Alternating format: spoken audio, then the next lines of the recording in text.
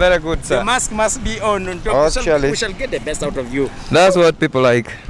How is the situation? Yeah, the situation is never good. You a teacher, you a border, you a soldier. I'm not a soldier, but a defense worker, just tight. A defense worker. You teach inside the barracks? Yes. Hey, you man. But on a private basis, so life is never good. Because when there is no work like this, private teachers are not paid. So we remain yawning. Oh, sorry. We are like to wait for the government program, as they say they would give those people something, but the question is when and how, in which pattern shall they? Now you're in economic questions now. Those are the economic questions trying to disturb me. When, how, what? When, where? Where? Yes. Ever since the government said that lockdown should be real, and for the next 42 days, we are so far now 14 days. How has it affected you? Actually, it has affected us in both ways, either economically, socially, and in fact, it's almost going to politically.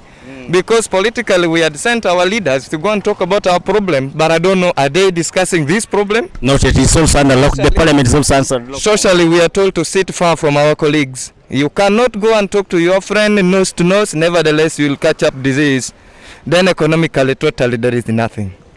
There is nothing. Now, a question is, what about the village people, the Bakaikurus who cannot do anything to raise themselves? I get you. And they are now locked in the house. They are not supposed to move. Remember, this disease highly affects the vulnerables, especially the old age people, and to mention but a few. Ever since, according to your comparison, the first lockdown and the second lockdown, which has been the worst, and what can you say about that? Actually, I want to tell you, the first lockdown was actually a joke. That was a joke. People were trying to guess that there is a disease that would come. But I want to tell you, this one today, we have just entered the 14 days of the lockdown. We have already seen that corona has come. But the first one was a joke. That's what I can tell you. This is a real situation that we are talking about. Real situation? Yes. The government is going to give some aid to the people through mobile money. Yes. Are you aware of that? That is what you are saying, and I've ever heard of it. But I still have a question. What about somebody who cannot afford even buying a phone of 35,000 and is a rider or is a teacher and has just joined the profession as you are talking about? Besides, what about these who have registered their numbers using other people's national identity card? The minister Amongi, Betty was like, they will verify the name, they give calls, at the end of the day, they will ensure through banks, then they will have to get this money. Then, you have seen the lockdown that people have been locked up really. How are people of Masindi generally, you as a teacher, you as a parent, you as everything, how have you seen the situation within town, or how people are ready for this? Yeah, I see people yawning up waiting for government program, but I want to tell you, governments have legs which are very sick. They come at the time they wish. They don't rush for you alone, but rather they plan in bracket for everybody. That's what I can tell you. So government have legs which are sick. They may reach but late. So what should we do? Should we wait for government? I don't know. Of course, then what would you do? That is the question. The hotels are soon being locked up. But are supposed to carry luggage. But where are this luggage? Markets are closed where they're supposed to pick. Yes. I was sent to buy a newspaper. Now, how much do you think somebody is going to give me for buying a newspaper as a luggage? And of course, I'm taking... A newspaper costs you 2,000. Yes. You came to buy a newspaper, and you're supposed to be paid. Yes. Then how much shall the person pay me for that? These are questions disturbing my brain. You get it? Very true. Life is never easy. This is a real lockdown that everybody will recall and remember. How life is tough. A kilo of posho is raising up because they are soon going out of stock. Vehicles are being blocked on the way to supply food. You see? Very. Now what about the people who can never sustain themselves? What do you expect ahead of this lockdown?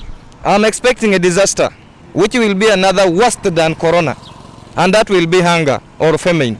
So corona will kill, and then famine will finish. Corona will kill, famine will come and finish. On the same issue, what's your note to the government?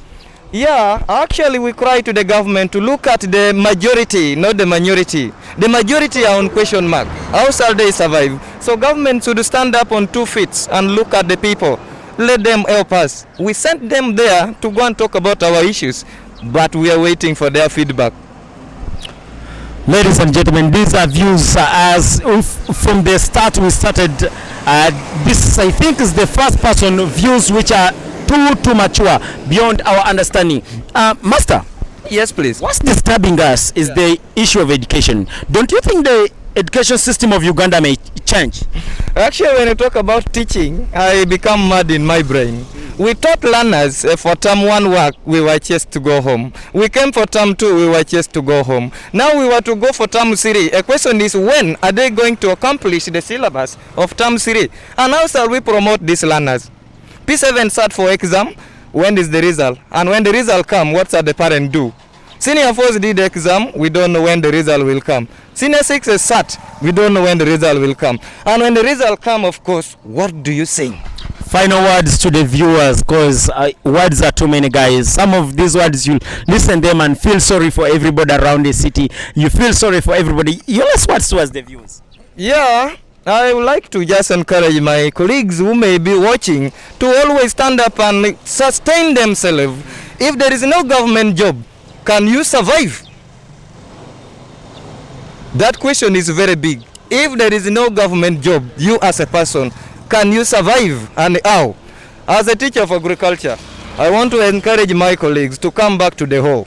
Let us plant dodo, let us plant pigweeds, let us plant spider flowers, and we eat. Of course, there is no market where we are going to sell these greens, but rather to sustain our families and survive around. Send greetings to your friends. Actually, I like to first start by my colleagues, the hobbies, who finished the studies from Kabalega NTC, and as well to my principal Isingoma Edward Amoti, my lecturers, especially Nyakatu Marion, who is my current head teacher. I actually like her ways. She groomed me up and gave me ways of surviving, as whom you can see. And all my colleague teachers who may be watching, I just say they should have a very good morning. Yes. Thank you so much. What's your name? I'm Omara Tobias, Omara Tobias. all the way from Amolata district, Amolata district. but I exist in the Masai. You exist in. Can you imagine how do I survive here? It's so hard. During a time. A very hard situation. That is a question that everybody must watch and see. Ladies and gentlemen, views expressed from Tobias, they're his personal views and they're really touching so much. I think it's real. COVID-19, we are reminding you to put on your mask. Sanitizer should be on your way. Whatever you're doing, everything you're doing, just do that. Behind it all is always CJ making it trend at TTV Uganda official. That's how we do it.